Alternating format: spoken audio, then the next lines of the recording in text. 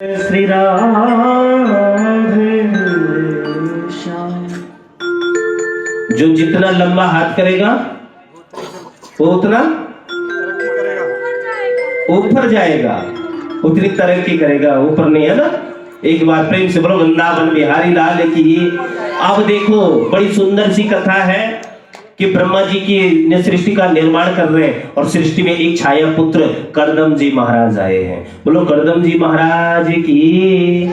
और करदम का सीधा सीधा अर्थ होता है करदम, जिसने अपनी इंद्रियों का दमन कर लिया हो उसे ही कहते हैं करदम। बोलो करदम जी महाराज की जय। और आज करदम और कहा कि जाओ सृष्टि का निर्माण करो, सृष्टि का विस्तार करो। लेकिन करदम तो जंगल में चले गए भजन करने और कहते हैं कि उन्होंने भी विवाह नहीं किया भैया।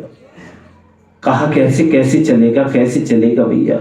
भजन करते करते करते करते एक दिन मन में आया कि दुनिया के लोग विवाह करते हैं भैया, ये काहे को विवाह करते हैं, क्या होता विवाह से। आज तक भजन करते थे मुक्ति पाने को, भक्ति पाने को, लेकिन अब करदम भजन कर रहे हैं कि मारो ब्याह है जाए, ब्याह है जाए, जल्दी है जाए। अब ब्याह के लिए देखो जिनका ब्याह नहीं हो रहा है ना, इस कथा को सुने, करदम का चरित्र यहाँ पर, ठीक है। एक बार प्यार से बोलो वृंदावन बिहारी लाल की।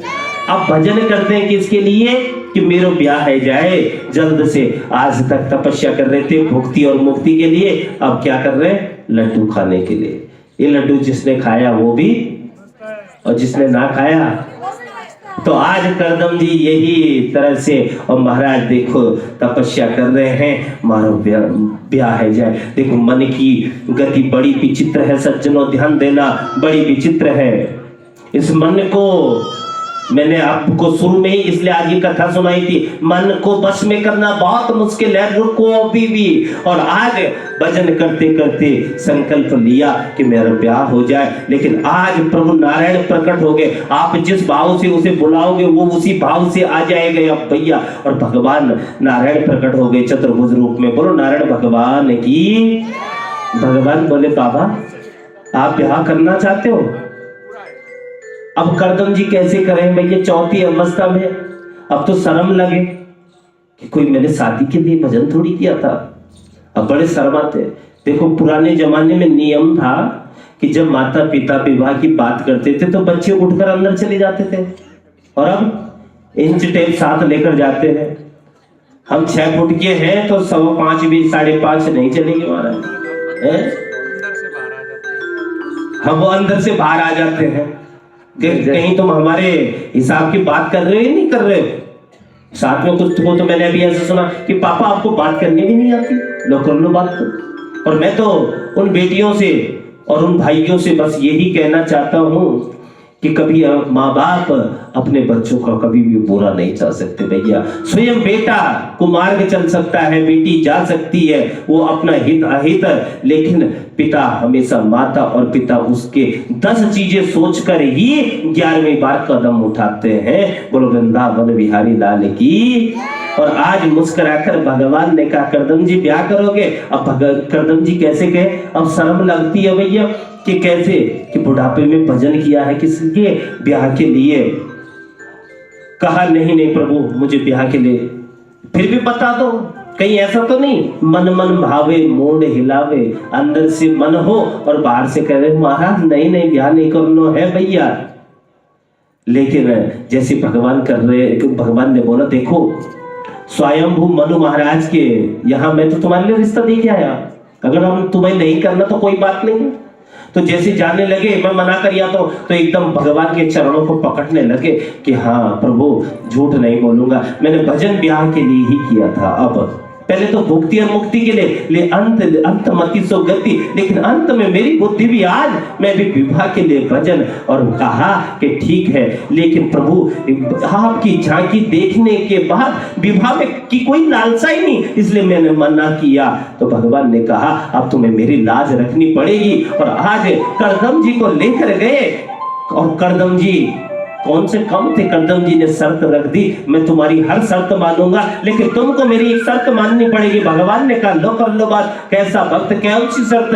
कहा कि पुत्र रूप में आपको आना पड़ेगा मेरे यहाँ। बोलो मंजूर है? भगवान ने कहा मंजूर है भैया। और भगवान ने कहा ठीक है, तेरे घर में पुत्र बनकर जरूर आऊंगा। और कर्दम के यहाँ गए, कर्दम देवहूति के यहाँ गए। स्वयं वो मनु महाराज की 3 पुत्रियां, ध्यान देना, आकृति, देवहूति और प्रसूति, और 2 पुत्र हैं प्रियव्रत और उत्तानपाद। अब देखो, जो देवहूति नाम की बीच की कन्या है, तो जब फेरे होते हैं, फेरे हुए तो फेरे कितने होते? 7। कितने? 7। ये बच्चा, तो इस बच्चे को आज से सिखाओ, फेरे हमेशा 4 होते हैं। कितने? 4। और वचन होते हैं 7। लेकिन लोग टीवी में देख देख कर कई चीजें करते हैं, लेकिन मैं जो टीवी देखने वालों को सतर्क कर दूं आज, वो सिर्फ मनोरंजन की दृष्टि है। आपका मनोरंजन करते हैं कि सास भी कभी बहू थी, और ऐसी जगह सीरियल को खत्म करते हैं कि सास कहती है आज जल्दी रोटी बनाइयो, मेरा सीरियल आने वालों है भैया। और अब भूख भी गई तो कहने का तात्पर्य वो तो ऐसी जगह, वो जहां इंटरेस्टिंग होगा, जहां कुछ अच्छा, उसको, और चाहे उन्हें गलत दिखाना हो, कुछ भी दिखाना हो, उन्हें क्या है, जनता को कुल मिलाकर बेवकूफ बनाना है। लेकिन हमारा विशुद्ध भागवत हमें सन्मार्ग की ओर प्रेरित करता है। और आज एक ही बात कहते हैं, बोलो वृंदावन बिहारी लाल की, कि फेरे हमेशा 4 होते हैं और वचन होते हैं 7। ठीक है, देखो कभी भी आपने यहां पर ब्याह किस किस का नहीं हुआ है, वो हाथ खड़े करो। जिसका ब्याह नहीं हुआ है, यही बच्चा है, इसी के लिए सुनना है, बाकी सब गृहस्थी है। अच्छा, तो देखो सबसे अच्छी बात है, राणा जी भी उठा रहे हैं हाथ, देख लो भैया, एक बार प्रेम से बोलो वृंदावन बिहारी लाल की। तो देखो, धर्म, अर्थ और काम, जब 3 फेरे होते हैं तो आपने देखा होगा हमेशा स्त्री को हम आगे रखते हैं, लेकिन चौथा फेरा होते ही वर भी कन्या को छोड़ देता है और वो स्वयं आगे चला जाता है। यानी चौथे फेरे में वर आगे। कहने का तात्पर्य क्या है, या क्या शिक्षा देता है कि धर्म, अर्थ और काम में हमेशा स्त्री आगे रखती है, लेकिन जब मोक्ष होता है तो दोनों का अलग अलग होता है। जीव का जन्म अपने कर्म से, जीव की मृत्यु अपने कर्म से, और इसलिए पति परमेश्वर आगे भाग जाते हैं, देवी तुम आते रहियो, हम चले, अभी तेरा कार्य शेष है, तो यहां बैठ, हम चले। तो इसलिए चौथा फेरा में वर निकल जाता है और वचन होते हैं 7। और 7 वचनों में कभी वो कहती है कि हे प्रभु, देवालय याता राग ग्राम कूपे, आप कोई मंदिर बनाओ, भागवत कथा करवाओ, तो मुझे 7 रखना। 7 शर्तें बता रही है। कौन? देवी। कहा बाम अंग में बैठो, अब वो बाएं में बैठने को तैयार नहीं।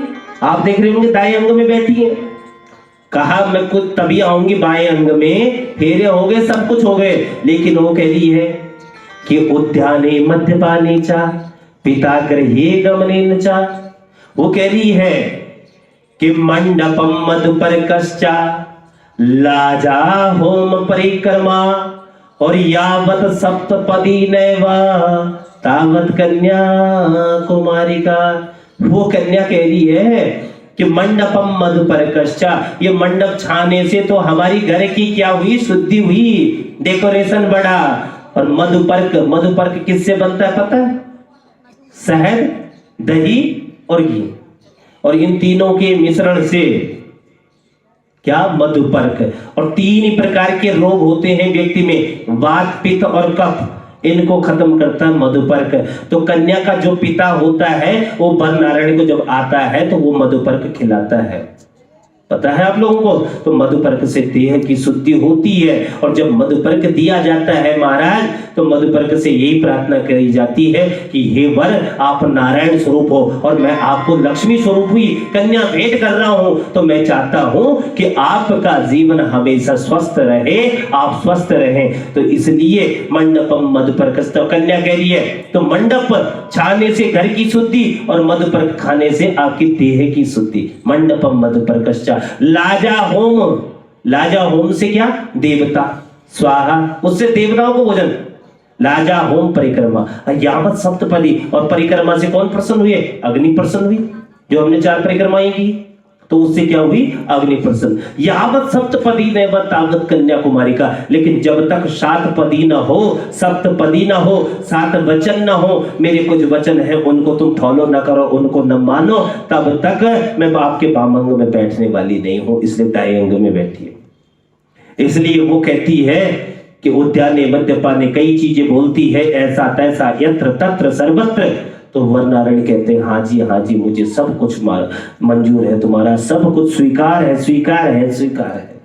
लेकिन अंत का वचन जो है उसका थोड़ा कठिन है। वो कहती है सखी स्वजन हास्यम कटु वाक्यम न बधिर। कभी मेरे घर से कोई मेरी सहेली आ जाए, मेरे गांव से कोई मेरी मिलने जुलने वाली है, तो आपके और मेरे बीच कितनी भी खटपट चल रही हो, लेकिन उस समय कदापि ना बोले, बिल्कुल भी ना बोले। आगे पीछे जितना डांटना हो डांट लो, लेकिन उस समय वो कटु वचन मुझे बहुत ज्यादा तीखा लगता है। कहा मुझे मंजूर है, लेकिन अब मैं वामांग में आपको बिठाती हूँ। लेकिन वन नारायण उसी समय कहते रुक रुक देवी, 3 7 शर्तें रखी, अब एक मेरी भी सुन ले, बस एक मेरी भी जरूरी है। कहा कौन सी? कि सुनो। तो एक कहते हैं कि मदीय चित्तानुगतम चित्तम सदा मम क्या परिपालनं च। मदीय मन मेरा, चित्त मन हृदय। आज से जैसा मेरा हृदय है, जैसा मेरा चित्त है, तुम भी हे देवी इसी तरह की बन जाओ। आज तक जो तुम्हारे घर की परंपराएं थी, रीति थी, उनको वहीं छोड़ दो और इस ससुराल की जो परंपराएं हैं, इन रीतियां हैं, इनको अपनाना शुरू करो, यहीं से वंश वृद्धि करो और आओ मैं तुम्हें वामांग में बिठाता हूँ। बोलो वृंदावन बिहारी लाल की। इसलिए तब से कन्या का स्थान वामांग में, लेकिन फिर पूजा पाठ में हमेशा दाहिने ही बैठना। जैसे कि हमारे